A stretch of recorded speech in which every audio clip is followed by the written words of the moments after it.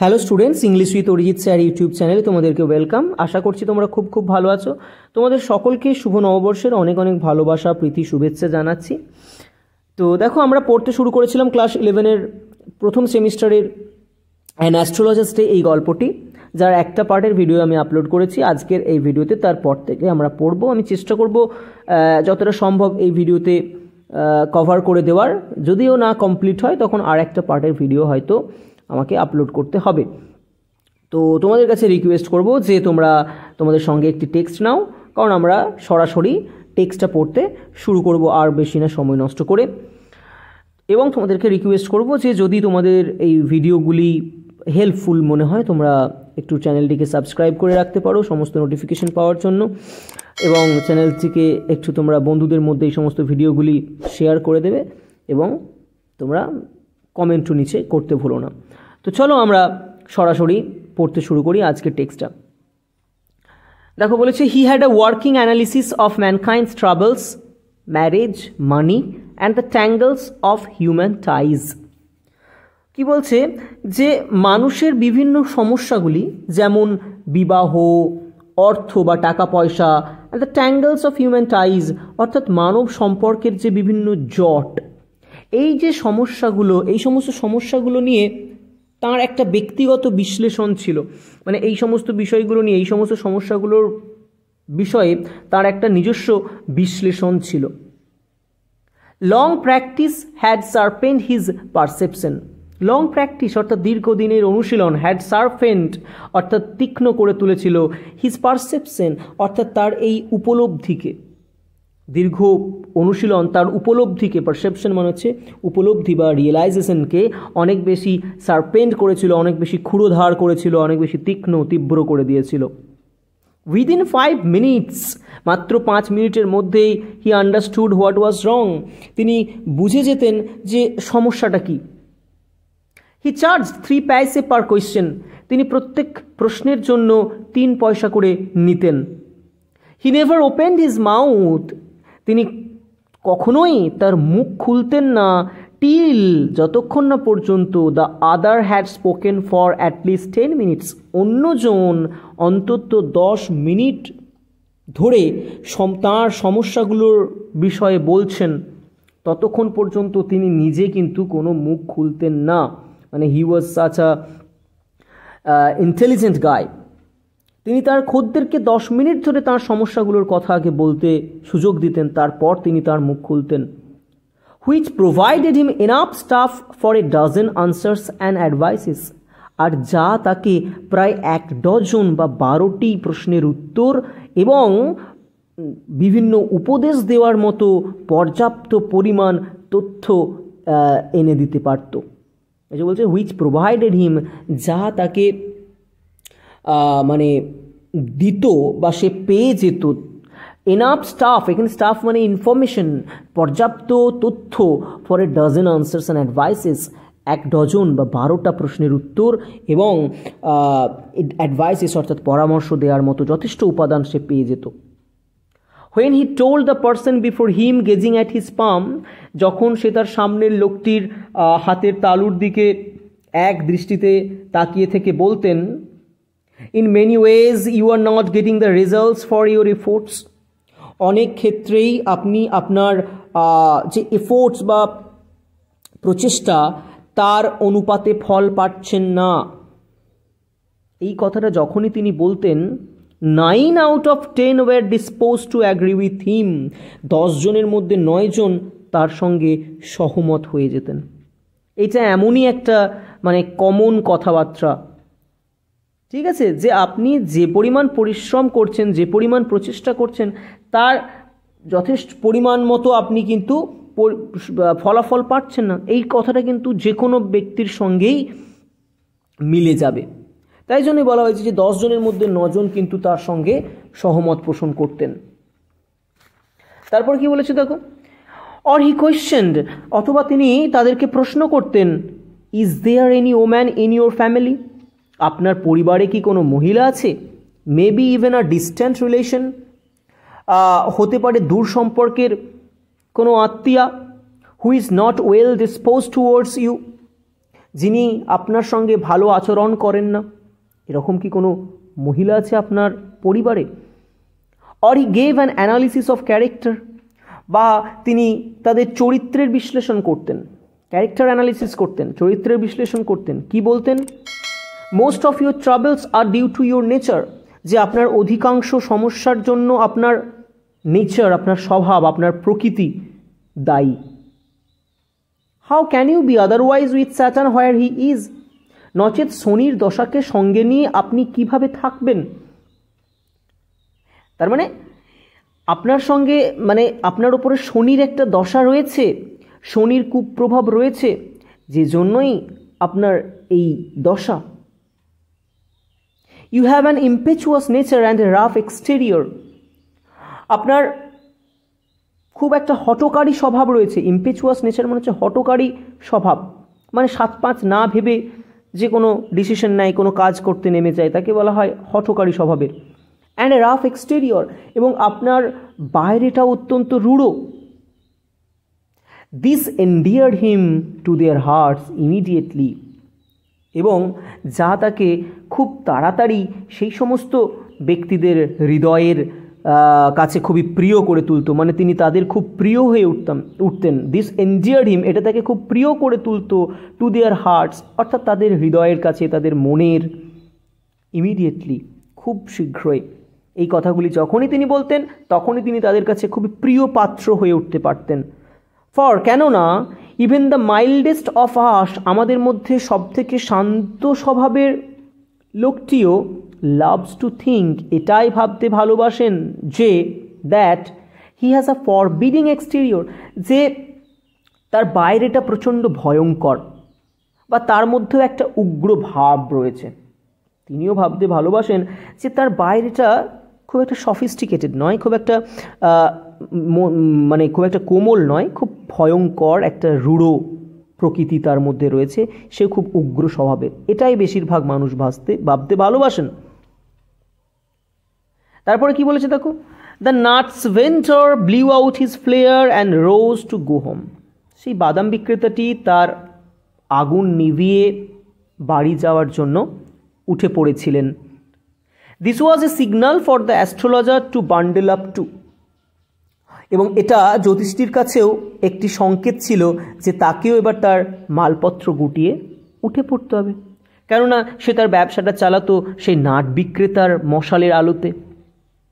Since, যেহেতু it left him in darkness except for a little shaft of green light which strayed in from somewhere and touched the ground before him, যেহেতু তার সেই জায়গাটি সম্পূর্ণ অন্ধকারাচ্ছন্ন হয়ে পড়ত, যখনই নাট ভেন্ডার তার আগুনটি বা মশালের আগুনটি নিভিয়ে দিত তখনই তার জায়গাটা পুরোপুরি অন্ধকার হয়ে যেত।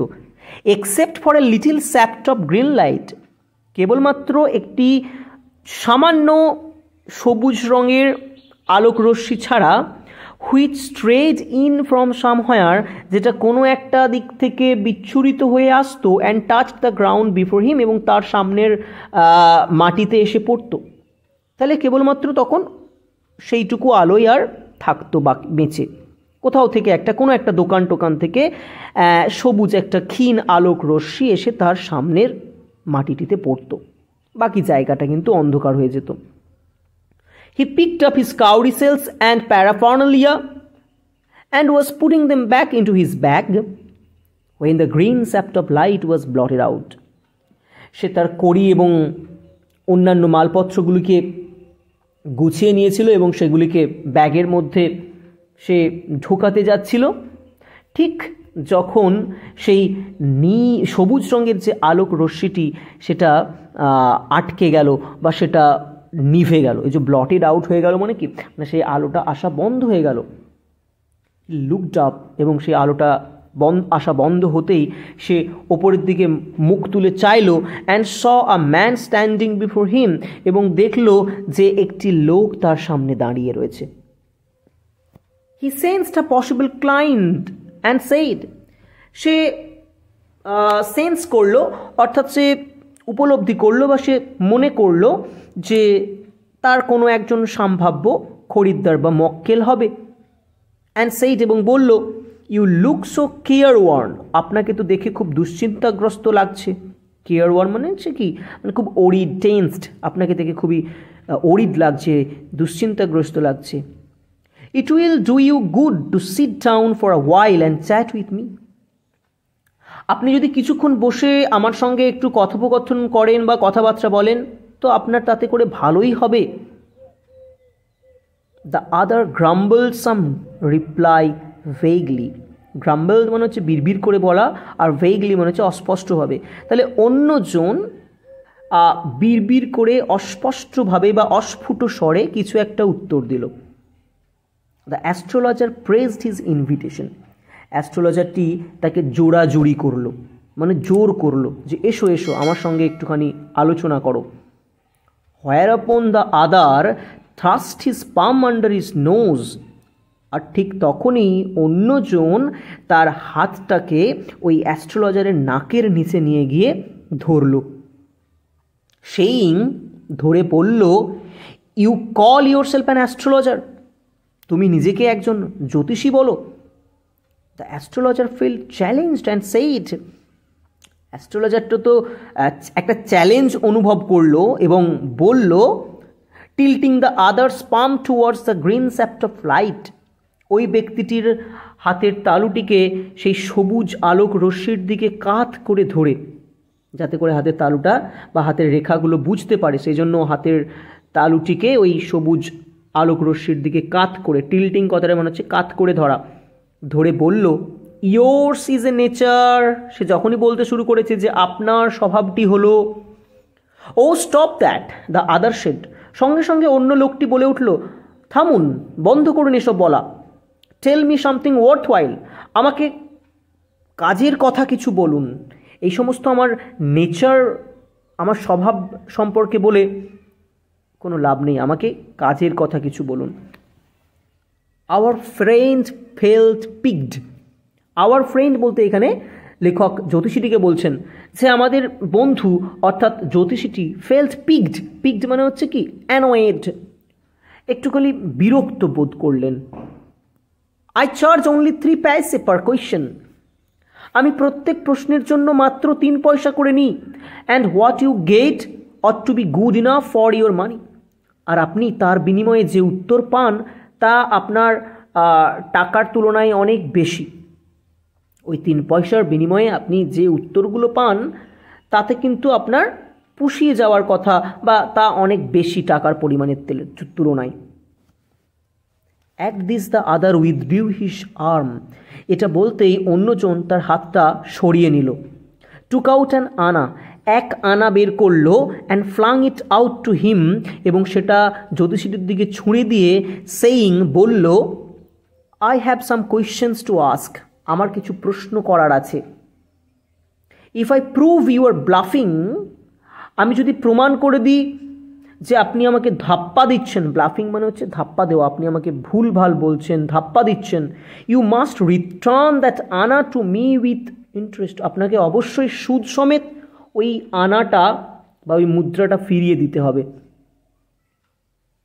তখন অ্যাস্ট্রোলজার বলছেন, if you find my answers satisfactory will you give me 5 rupees, যদি আপনি আমার উত্তরে সন্তুষ্ট হন তাহলে আপনি কি আমাকে 5 টাকা দেবেন। দেখো কোথা থেকে কোথায় চলে গেছে, 5 টাকায় চলে গেছে অ্যাস্ট্রোলজারটা। তখন স্বাভাবিকভাবে ওই লোকটি বলছেন, নো, না, অত টাকা কি দেওয়া সম্ভব।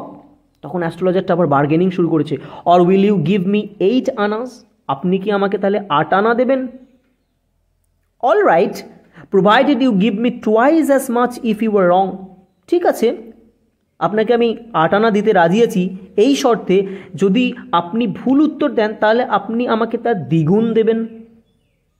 যদি এই শর্তে রাজি হন তাহলে আমি আপনাকে 8 আনা দিতে রাজি আছি, তা আপনি আমাকে দ্বিগুণ টাকা ফেরত দেবেন। অর্থাৎ দ্বিগুণ মানে কি, 8 আনার দ্বিগুণ মানে হচ্ছে 1 টাকা যদি ভুল উত্তর হয়।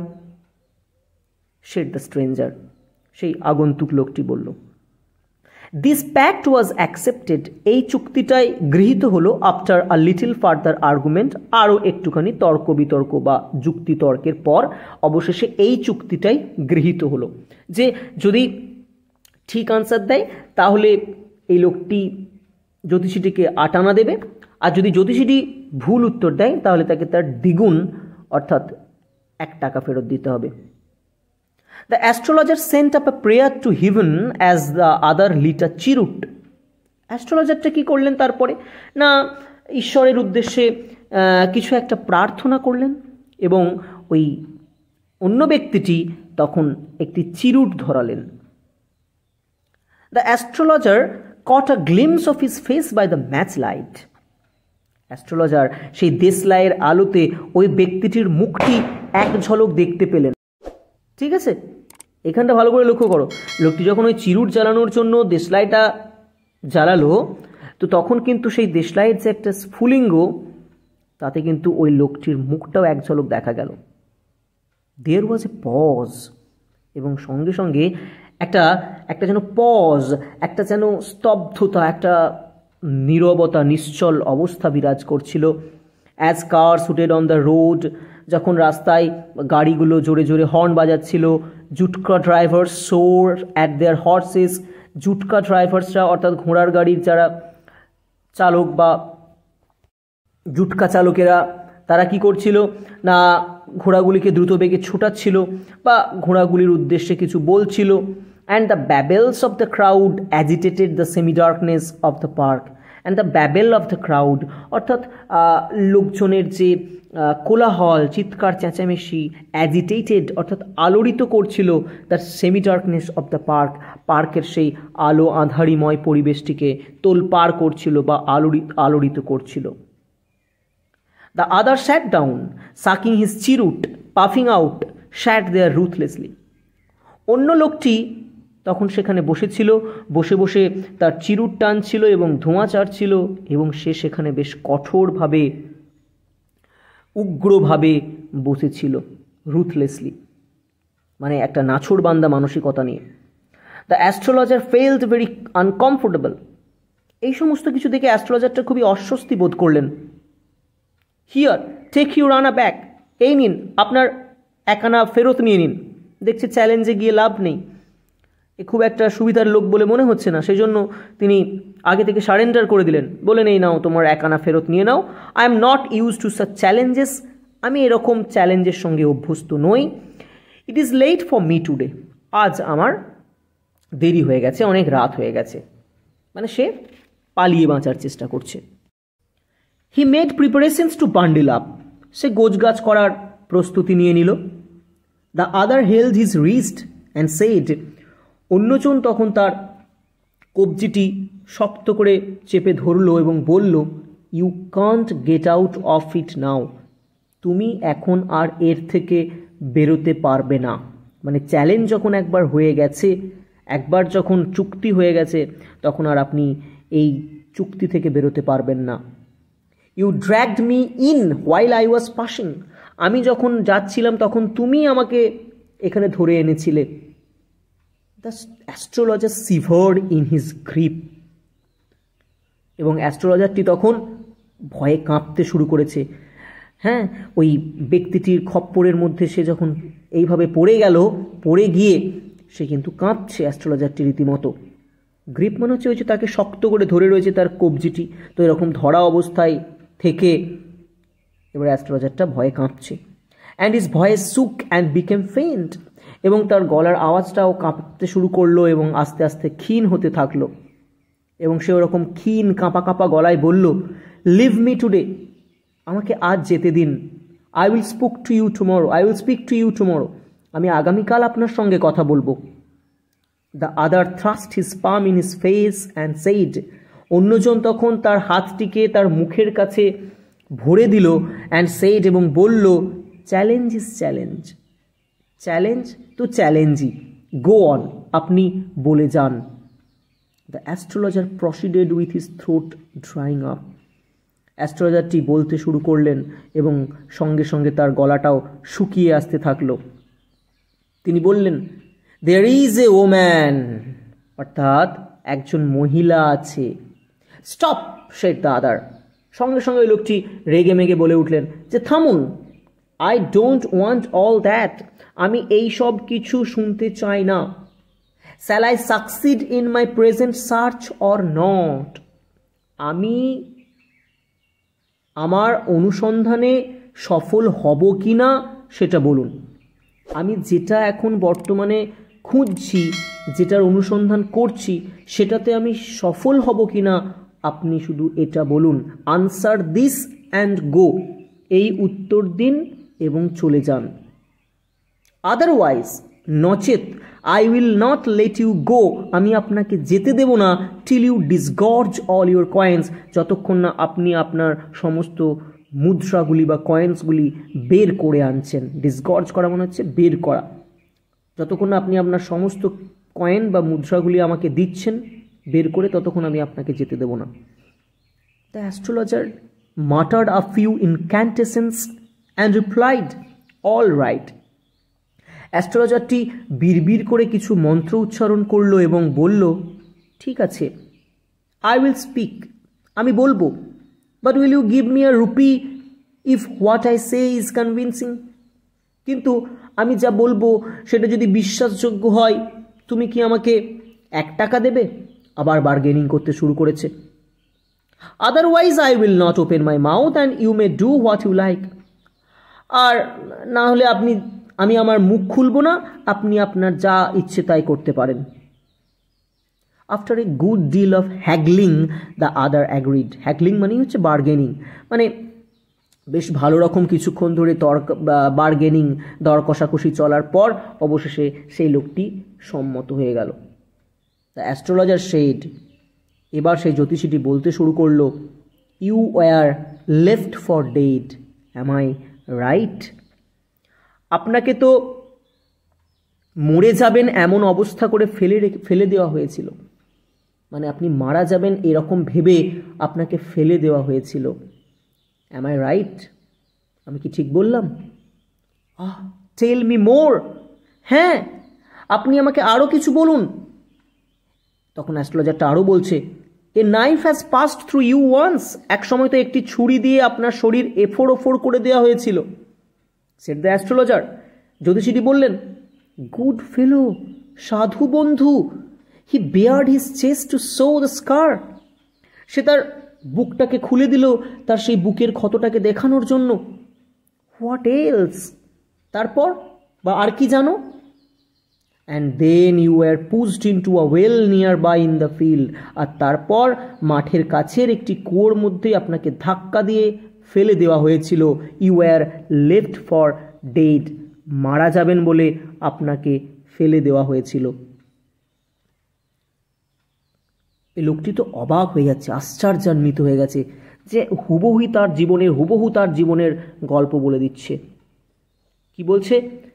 I should have been dead if some passerby had not chanced to peep into the well. আমি তো মারাই যেতাম যদি না ভাগ্যক্রমে একজন পাসারবাই, একজন পথিক হঠাৎ করে সেই কুয়োর মধ্যে উকি মেরে না দেখতেন, তাহলে তো আমি মারাই যেতাম।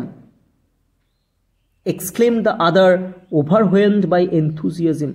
অন্যজন প্রচণ্ড উত্তেজিত হয়ে চিৎকার করে বলে উঠল, when shall I get him? আমি কখন তাকে পাবো?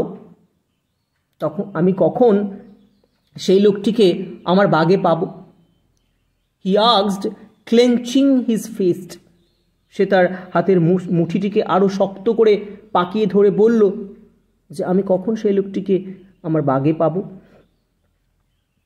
তখন অ্যাস্ট্রোলজারটা বলল, ইন দ্য নেক্সট ওয়ার্ল্ড, অর্থাৎ পরলোকে। এই জন্মে আর পাবেন না, পরলোকে পাবেন। আনসার দ্য অ্যাস্ট্রোলজার, জ্যোতিষীটি উত্তর দিল, he died 4 months ago in a far off town. সে 4 মাস আগে দূরের একটি শহরে গত হয়েছে বা মারা গেছে। You will never see any more of him, আপনি আর তাকে কখনোই দেখতে পাবেন না। The other groaned on hearing it. এটা শোনার পর অন্য ব্যক্তিটি রাগে গোঙাতে শুরু করলো বা আর্তনাদ করতে লাগলো, তাই না? তার ইচ্ছে ছিল সেই লোকটিকে সে তার হাতে পাবে, নিজের হাতে হত্যা করবে, কিন্তু যখন শুনলো যে সে মারা গেছে তখন তার মনে মনে রাগ হলো এবং সে রাগে গোঙাতে লাগলো। দ্য অ্যাস্ট্রোলজার প্রসিডেড, জ্যোতিষীটি বলতে লাগলেন, গুরু নায়ক, নামটাও বলে দিল, আপনার নাম হলো গুরু নায়ক, নাম ধরে ডাকছে।